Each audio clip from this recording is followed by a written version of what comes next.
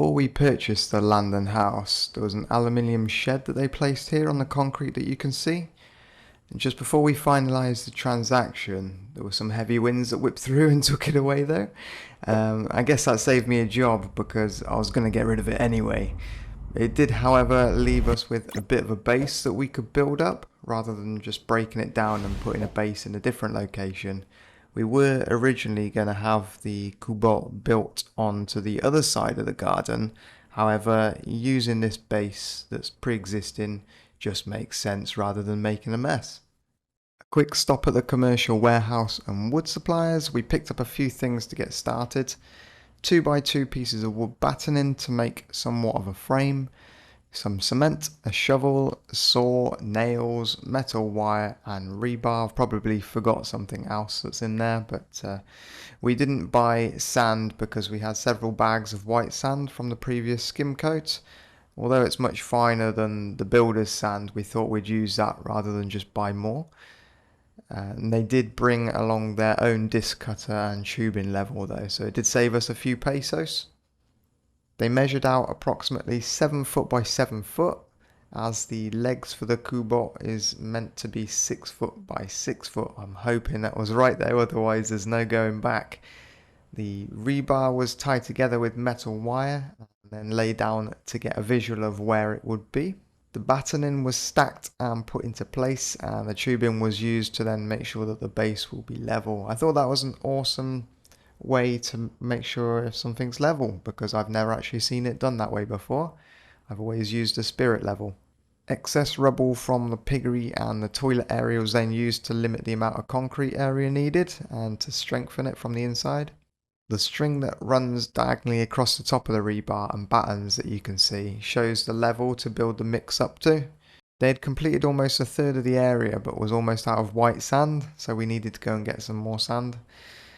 They did request a metric ton, but that just seemed way too much to me, to be honest, considering we had a metric ton of white sand, as you can see in the previous renovation videos, and that's quite a lot. Seeing as they'd already done a third, I figured they're not going to need anywhere near that much. Because we were trying to do this base on a Sunday, we missed the chance to get free delivery of the materials and they were closing at midday. However, with a bit of improvisation, we got a tricycle to deliver it for us, but the poor tricycle, it did really struggle because there was so much weight on the wheels.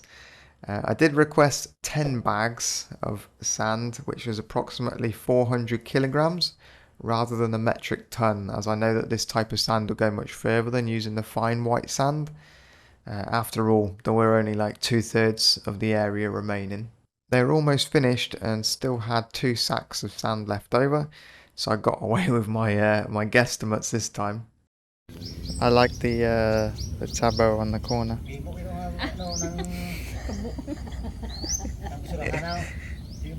Napalid. Decoration.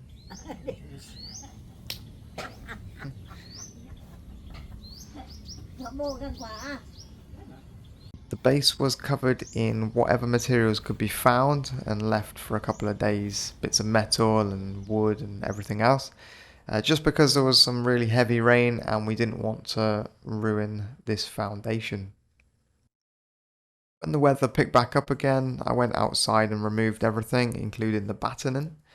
But I'm quite OCD and I originally wanted the edges flattening and the lip finished properly, because you can see that it's got the lines from where the battening was sat.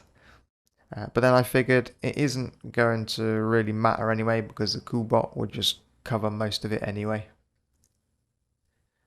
The KUBO was pre-built by their carpenters and delivered on the back of a truck. They didn't build it on the site. It travelled about 20 miles from the closest city to us, and this was all included within the price, the delivery was. They did bring a mini army of young men with them to help with the lift.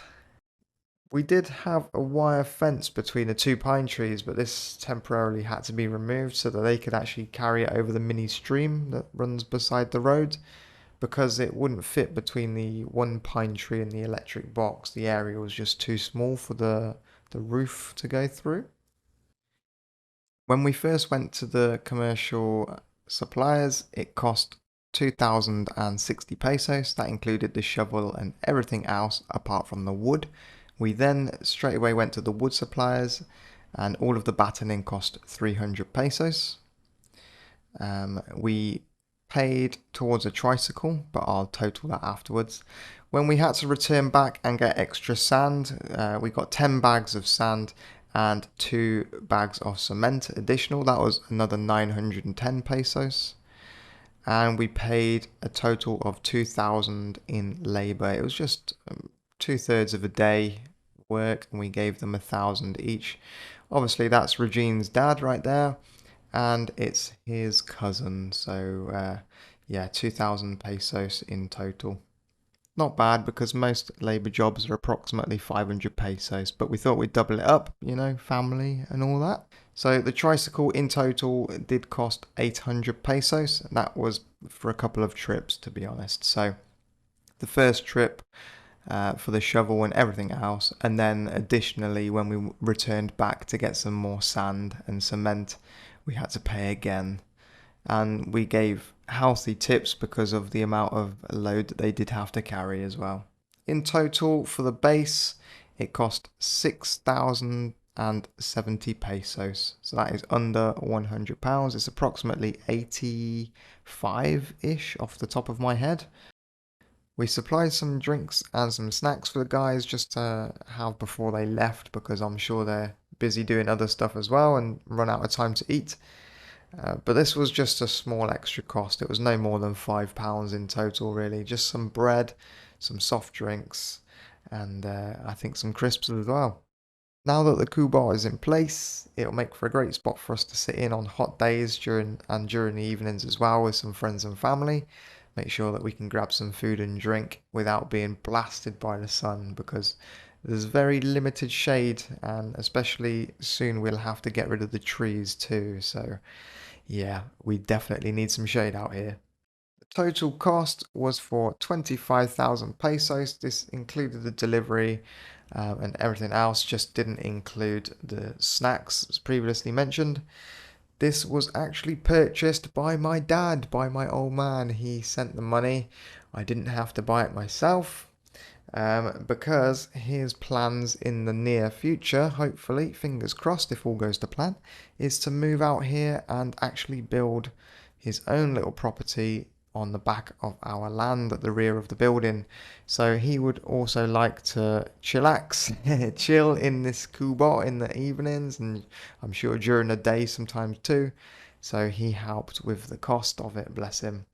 But we get to enjoy it in the meantime while he's not here. He's still hiding in the UK, waiting for a few things to be settled. And then he should be joining us.